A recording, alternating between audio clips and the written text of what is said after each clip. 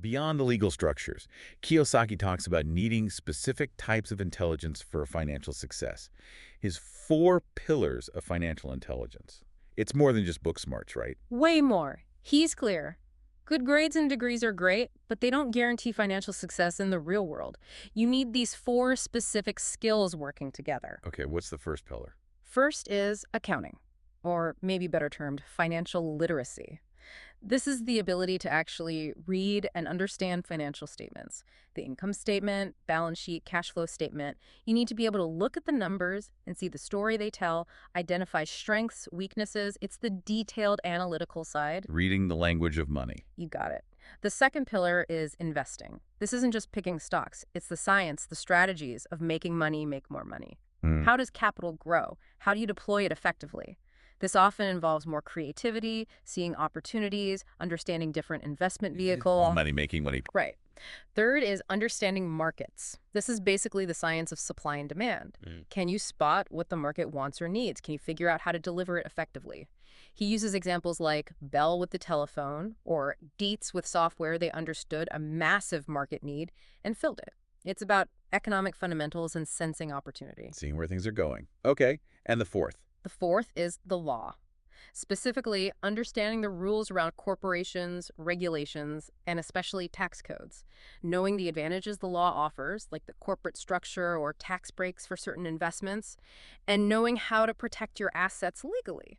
Again, it's about using the existing rules to your advantage, ethically and legally. So it's not just one skill, but the combination? Absolutely. He calls it synergy.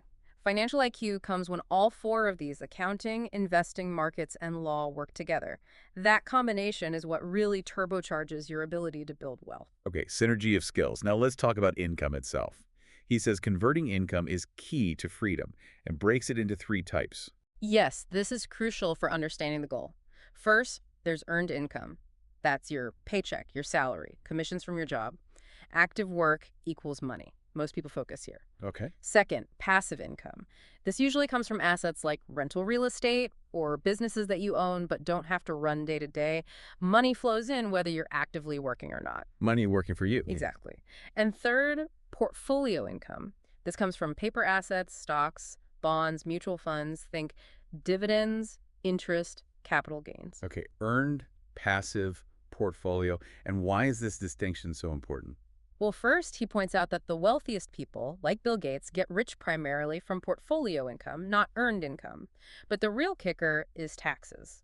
How are they taxed differently? Earned income is almost always taxed the highest. It's seen as direct payment for labor. Passive income, especially from real estate, often gets the most favorable tax treatment, with the deductions for depreciation, expenses, interest.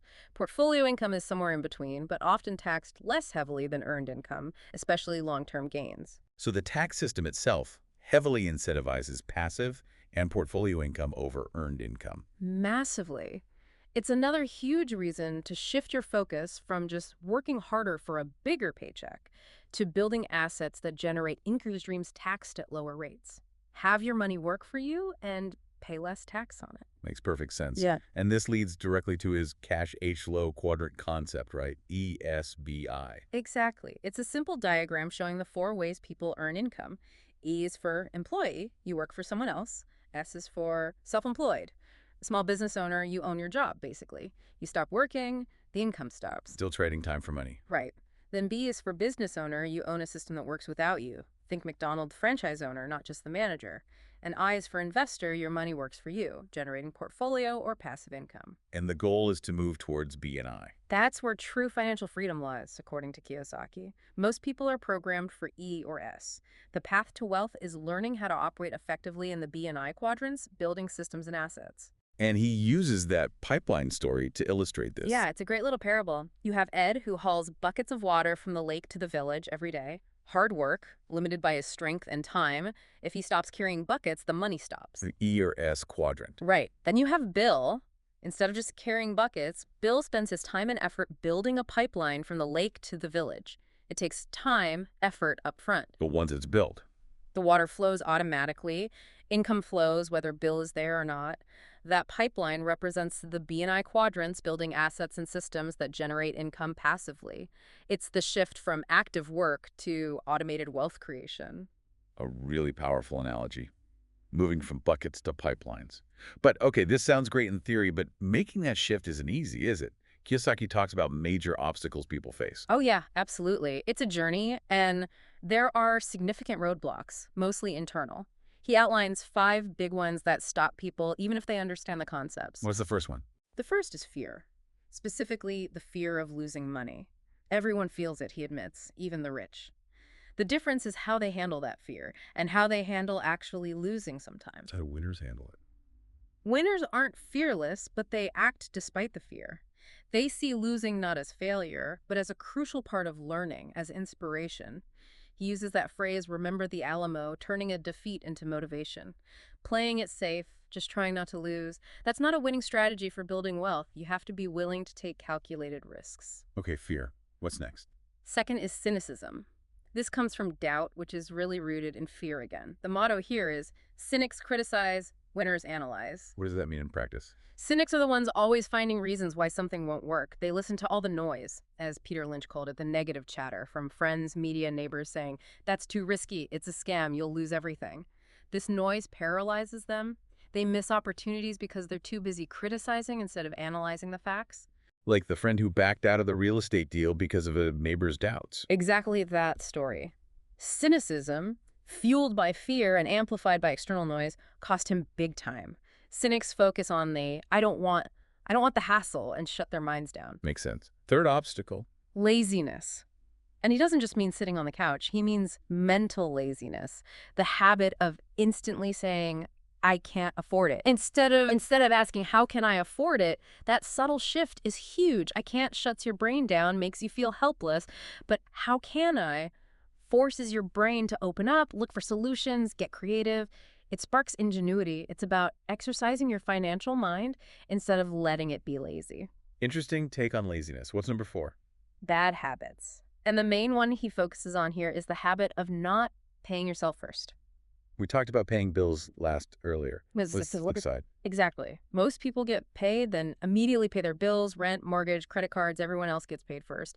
If there's anything left, maybe they save a little, that's paying yourself last, or not at all. The crucial habit, the good habit, is to pay yourself first.